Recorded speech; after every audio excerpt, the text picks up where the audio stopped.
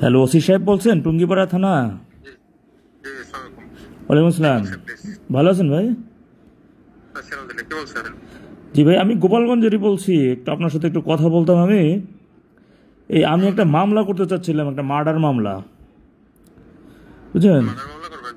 হ্যাঁ হ্যাঁ, এই যে 24-5 আগস্ট আমি যাত্রাবাড়ি এলাকাতে ছিলাম, তো আমার চোখের সামনে অনেক পুলিশকে পোড়াই মারছে। হ্যাঁ, হ্যাঁ। হ্যাঁ, আমি এই বিষয়ে একটা মামলা করতে চাচ্ছিলাম। আপনি কি মামলা নিতে ইচ্ছুক আছেন? এই মামলা তো এখানে হবে না। মামলাটা যেখানে প্রাইমার ওখানে হবে। ওখানে তো নিতেছে না, মামলা বলতেছে পুলিশ হত্যার মামলা হবে না। না, পুলিশ হত্যার মামলা হবে না। সে যে বলছে এটার ব্যাখ্যা তো সে দিতে পারবে। কারণ এখানে মামলার নিয়ম হচ্ছে যে আপনার যেখানে যে এলাকায় ঘটনা ঘটে হ্যাঁ সেখানে নিতে হয়। এখন এটার ব্যাখ্যা কি আমি দিতে পারবো? তার চাকরি তো আমি করি না, সে তো তারটা করে। আচ্ছা, সেই ব্যাখ্যাটা আপনি দিতে পারবেন না, আমি আপনাকে ব্যাখ্যাটা দিচ্ছি। আপনি জানেন যে বর্তমান অবৈধ, গণতান্ত্রিক, অসাংবিধানিক, দখলবাজ সরকার ইন্ডিমিনিটি চালু করে পুলিশ হত্যার বিষয়টি নিশ্চিত বন্ধ করে রাখছে। কেটে দিলেন কেন স্যার? আপনার সাথে একটু কথা আছে তো আমার। আপনি হ্যালো? হ্যাঁ হ্যাঁ বলছি না, বলছি আপনি আমার যে সকল ভাইরা এই যে মামলা ছাড়া এদেরকে ধরে নিয়ে যাচ্ছেন, পরবর্তীতে মামলা দিতেছেন, টুঙ্গিপাড়া এলাকা একটা সেনসিটিভ জায়গা। আওয়ামী লীগ সরকারের আমলে এই টুঙ্গিপাড়া এবং কোটালীপাড়া থানায় যারা ইনচার্জ হিসেবে আসে, তারা যদি আইন সিদ্ধ মানে আইনের মধ্য থেকে যখন কাজ করে যায়, তারা 3 বছর এখানে কাজ করে পরবর্তীতে একটা ভালো, আমরা দেখছি, একটা মর্যাদার একটা স্থান পায়। হ্যাঁ, আমরা সেটা দেখেছি। কিন্তু আবার এই যে আওয়ামী লীগ সরকার এখন নেই, কিন্তু ভাই আপনি বিভিন্ন জায়গায় আমার ভাইদেরকে মামলা নাই কিন্তু ধরে নিয়ে আসতেছেন, পরবর্তীতে একটা মামলায় ভরে দিতেছেন। ভাই এইগুলো কি আইন সিদ্ধ? আচ্ছা আচ্ছা, না, আমি একটু বলি আপনাকে। এখন এই যার কথা আপনি বলছেন, আপনি যদি সুনির্দিষ্ট নাম বললেন তাহলে আমি বলতে পারি যে কোনটা আইন সিদ্ধ সিদ্ধ না। আমি এখানে ওসি হিসেবে আছি। এখানে মামলা যারা তদন্ত করে, আমাদের তদন্তকারী কর্মকর্তা আছে। একটা মামলা যখন হয়, একটা মামলার যার নামে আসামিও থাকে, অজ্ঞাত আসামিও থাকে। এটা আপনি যেহেতু কথা বলেন, আপনার কথায় বলে মনে হচ্ছে যে আপনি এই সম্পর্কে বোঝেন। অজ্ঞাত আসামি থাকে, সেখানে যদি কারো সংশ্লিষ্টতা পায়, তদন্তকারী কর্মকর্তারা তাকে অ্যারেস্ট করে। এটা হলো আমাদের প্রক্রিয়া। তো এখন আপনি আমাকে যেভাবে বলতেছেন, আমি তো নিজেই বুঝতে পারতেছি না যে আমি কাকে অ্যারেস্ট করলাম, আর কাকে নিরবে অ্যারেস্ট করলাম, আর কাকে নির্দোষ অ্যারেস্ট করলাম।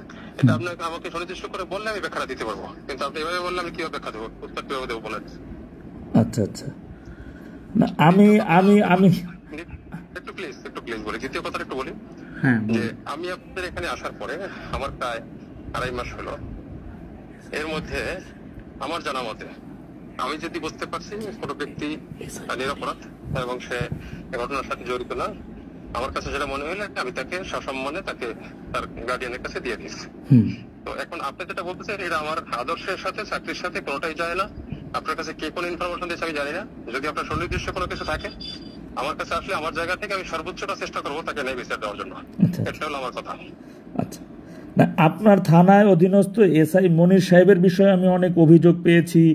হ্যাঁ, তো আমি তার সাথে কথা বলেছি, চেনে আমাকে বারবারে বলছেন আপনি আমার ওসি সাহেবের সাথে কথা বলেন। সে ঘুমন্ত অবস্থায় থাকা, ও দেখা গেছে যে ছাত্রলীগ করেও ওই ভাইটা এলাকাতেও থাকতেই পারে না বাড়িতে, আপনারা থাকতে দিচ্ছেন না তাকে, কিন্তু তার আত্মীয় স্বজনকে সে তুলে নিয়ে আসে ঘুম থেকে। এগুলো অহরহ আমাদের টুঙ্গিপাড়া, কোটালীপাড়া আমরা দেখতেছি।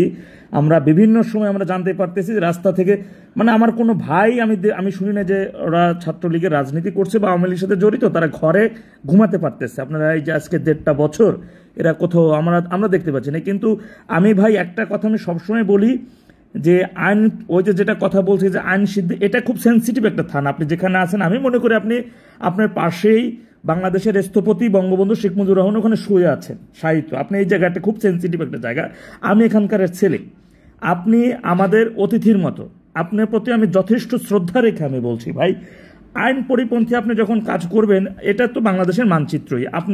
আমরাও এই দেশে থাকবো, হয়তো বা আজকে আওয়ামী লীগ কখনো ঘুরে আসে নাই, এই ধরনের কোনো ইতিহাস কিন্তু নাই যে আওয়ামী লীগ কখনো ঘুরে আসে নাই। আওয়ামী লীগ ঘুরে আসছে, আজকে হোক না কালকে হোক বা আপনাকে দেখে যতটুকু বুঝছি যে 15 আপ নাকি ভাই এই 46। আচ্ছা, ওকে, ওয়েল, তো 46 আপনার এইজ, আপনি এতটুকু পেয়েছেন বা আপনি দেখেছেন যে এই ধরনের কোনো নজির নেই যে আওয়ামী লীগ ঘুরে আসেনি। আজকে না হোক কালকে ঘুরে আসবে। কিন্তু স্পেসিফিকলি ভাই, আমি নিজে 24-এর 5 আগস্ট আমার চোখের সামনে জলজান্ত পুলিশকে পিটিয়ে, নির্মমভাবে পিটিয়ে তাকে হত্যা মানে নিশ্চিত করার জন্য তার শরীরে পেট্রোল ঢেলে আগুন ধরিয়ে দেওয়া হয়েছে। ইভেন তার মৃত্যু আরও অধিকতর নিশ্চিত করার জন্য মানে আগুন দেওয়ার আগে এভাবে বলা হচ্ছে তাকে পুরাইমার সোয়াব হবে। এই কথাগুলো ভাই আমার চোখের সামনে, আমার কাছে রেকর্ড আছে। আপনি মামলা নেন, আমি বাদী হয়ে মামলা দিব, কিন্তু আসলে কেউ এই বিষয়ে মামলা নেয় নাই। কেন মামলা নেন আমরা সেটিও জানি। তো আমরা এই নিশ্চয়তার জন্য আমার ভাইয়েরা যেখানে আন্দোলন করতেছে, সংগ্রাম করতেছে, আওয়ামী লীগ তো ক্ষমতায় আসার জন্য কোনো দরকার নাই। স্বাধীনতা 54 বছরে 23 বছরে এই দল দেশ চালাইছে, আর দরকার নেই তাদের ক্ষমতা। কিন্তু দেশটা ভালো চলুক, ভালোভাবে চলুক, আইন সিদ্ধভাবে চলুক, পরিপন্থীভাবে না চলুক, এটাই তো আমরা চাই নাকি ভাই? এটাই আমি বিশ্বাস করি, আপনিও সেই জিনিসটা চান। তাহলে আশা করি ভাই আপনি আপনার জায়গা থেকে যতটুকু সম্ভব যে স্পেসিফিক্যালি আপনি আইনের ভিতরে থাকেন। আমি বলবো না ভাই আপনি আইনের বাইরে গিয়ে কিছু করেন, আমি এটা বলবো না, কখনো না। কিন্তু আপনি দেখেন ভাই, আপনি যেখানে আছেন খুব সেন্সিটিভ একটা জায়গা। আমি এখানকারের ছেলে, আমি চাই না যে যখন আবার আওয়ামী লীগ ফিরে আসবে আপনার সাথে আমার সৌহার্দ্যপূর্ণ আচরণটাই থাকুক, ভালো থাকুক। যেন আমি খুঁজে পাই যে না, টুঙ্গিপাড়া তৎকালীন সময় যে ওসি সাহেব ছিল, আমি তাকে খুঁজে পেয়ে তাকে একটা ধন্যবাদ দিই, একটা থ্যাঙ্কস দেই। পরবর্তীতে যেন না আমাদের ভুল বোঝা মানে এমন কিছু না হোক যে আক্রোশের সাথে আমি তাকে খুঁজে বের করি, আক্রোশের সাথে আমি তাকে খুঁজতে যাই, এমনটা না হোক। কেমন ভাই? আপনি শেষ করছেন? জি ভাই। আমি আপনি যেহেতু আমার নাম্বারে কল দিচ্ছেন, আরো কল দিয়েন। আপনার যদি মনে হয়, আমি যতদিন এখানে আছি, আপনার কাছে যদি মনে হয় এটা অন্যায় হচ্ছে, আপনি আমাকে বললেন, কোনো অসুবিধা নেই। আমি আমার জায়গা থেকে, কারণ আমি আপনি ঘুরে আসবেন, ফিরে আসবেন কি আসবেন না, এই চিন্তা করে আমি চাকরি করি না। আমি চাকরি করি আমার বিবেক দিয়ে। আমি জানি যে আমি 1000 বছরের জন্য পৃথিবীতে আসি না, আর আমার মৃত্যুর পরেও আমার একটা হিসাব আছে, দুনিয়ার একটা হিসাব আছে। আমি পুরো জীবনটা কর্ম এভাবে করে আসছি। আমার ইতিহাস আপনি শুনলে আপনি তখন আর এত কথা আমাকে বলতেন না, যা বলতেছেন আপনি। আমি এটুকুই শুধু আপনাকে বলি যে আমি যতদিন এখানে আসছি, এসে এখানে সাধারণ মানুষের সাথে আপনি একটু কথা বলে দেখেন। কারণ পুলিশের কাজ হচ্ছে দুষ্টের পালন, দুষ্টের দমন, শিষ্টের পালন। পুলিশে যদি দুষ্টামি করে তার দায়ভার কে নিবে? আমি একটু শেষ করি। আমি সবার বন্ধু হতে পারবো না। আমি ভালো মানুষের আপনার বন্ধু হইতে বলি নাই তো, আপনি আইনের মধ্যে থেকে কাজ করবেন। প্লিজ আমি শেষ করি। মিথ্যা মামলা দিবেন না। না, আমি কোনো মিথ্যা মামলা কাউকে এখানে দেইনি। যদি আমি আসছি যে কয়দিন, আপনি এটা জেনে দেখেন ভালো করে। আপনি যদি 2 বছর 1.5 বছর আগের কথা বলেন, ওই সময় তো আমি ছিলাম না। আপনি বিবেক দিয়ে কাজ করলে অবশ্যই আপনি ন্যায়ের পক্ষে থাকবেন, এটাই প্রত্যাশা থাকবে আপনার কাছে। ওটা ন্যায়ের পক্ষে আমি শতভাগ আমার সারা জীবনই আছি। আপনার যদি এরপরে যদি আপনার কাছে মনে হয় যে এই জিনিসটা ন্যায়সঙ্গত হচ্ছে না, আপনি বললেন, অসুবিধা নাই। আমি সেটা আরো ভালোভাবে খতিয়ে দেখবো, যে হ্যাঁ ন্যায়সঙ্গত হচ্ছে কি হচ্ছে না। কারণ এখানে আমি চাই যে কোনো মানুষ যেন আমাদের ক্ষতিগ্রস্ত না হয়, ক্লিয়ার কথা। এবং যারা অপরাধী তারা যাতে শাস্তির আওতায় আসে। জি ভাই, অসংখ্য ধন্যবাদ আপনার সাথে কথা বলে। আপনিও আমাকে একটু সহযোগিতা করেন। আমার ভাইয়েরা আমরা যেন সকলে ঐক্যবদ্ধ হয়ে আপনারই তো সহকর্মী হত্যার বিচারের বিষয়টা নিশ্চিত করার জন্য রাস্তায় চলতেছি, আন্দোলন করতেছি। দেশ ছাড়া, ঘর ছাড়া, বাড়ি ছাড়া হয়েছে।